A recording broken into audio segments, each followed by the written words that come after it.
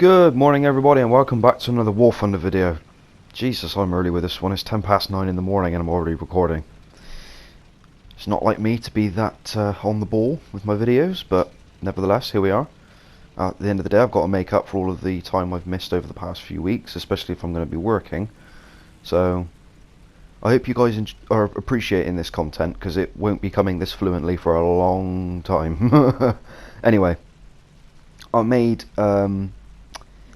I say a promise, but I said to a subscriber that I would actually do a video on the Panther 2, a how-to video on the Panther 2 nonetheless. They asked if I'd do a how-to video on both the Tiger 2 with the 105 and the Panther 2. The Tiger 2 with the 105 I did shortly after having that request. The Panther 2, however, has sat in my hangar collecting dust for the past few months. Yeah, mine doesn't get used much at all. I used to adore the Panther 2, but unfortunately, with it being raised up in BR, then lowered down again, and currently sitting at BR 7.0, which is a bit of a strange BR for most nations in the game. In the case of medium tanks, we have the Panther 2 for Germany, the T-44-100 for the Soviet Union, I think the Centurion... no. The Vickers MBT for the Brits, which is technically a heavy tank, or it's in the heavy tank line, but basically a main battle tank or a medium tank. And the Centurion Mark 10. For the Americans, we have, I want to say the M60. I'm not sure. M48 pattern, M60, around that area.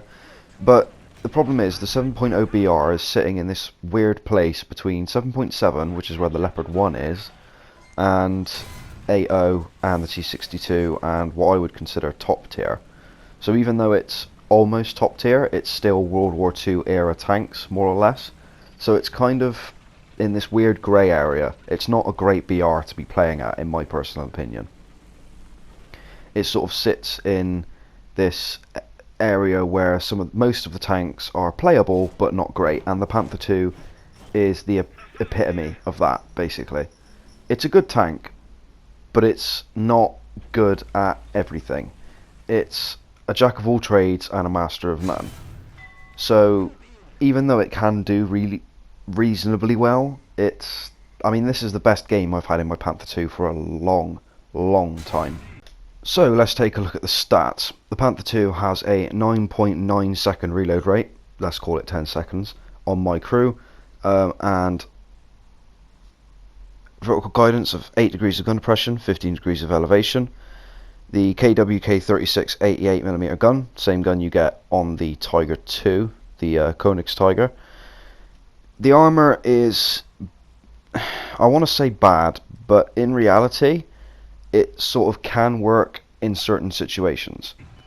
The thing is, the Panther 2, its armour at least, can work when you're very angled, but any player that's been playing the game for long enough, I mean, they will have been, this is 7.0, this is not the easiest battle rating to get to in the fastest time.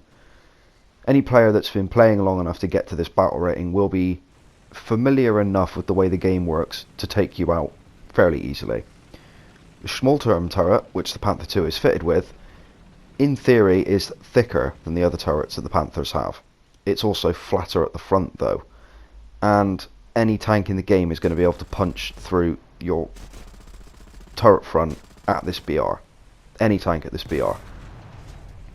Especially anything with a 105mm gun, like the Vickers MBT, the Centurion Mark 10, just to name a couple of examples. They're going to be all over you like a rash. This thing also has decent mobility.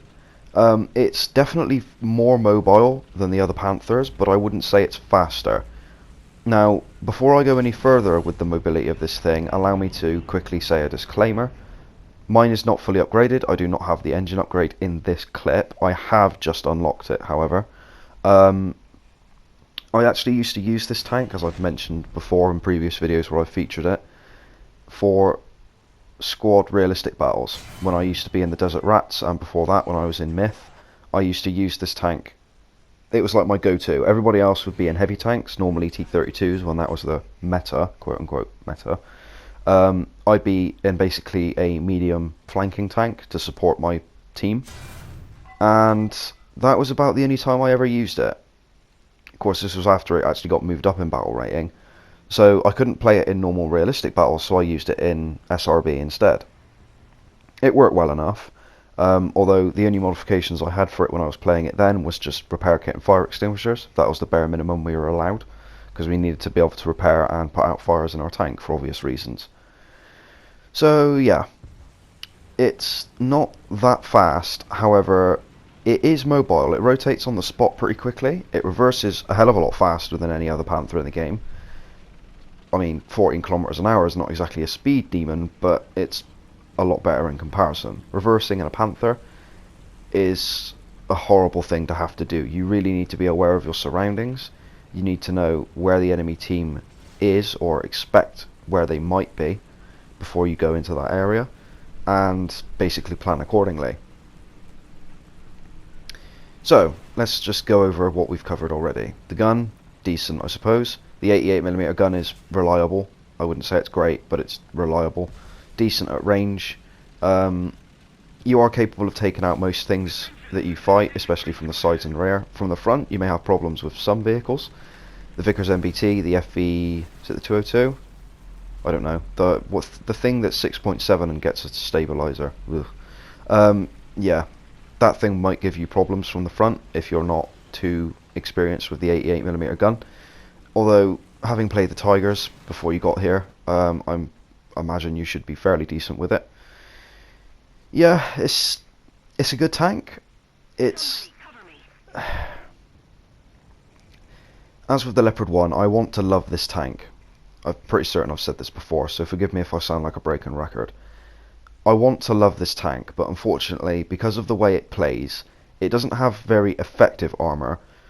It's not particularly fast, and though it's mobile, there is always something that is faster and more mobile than it is.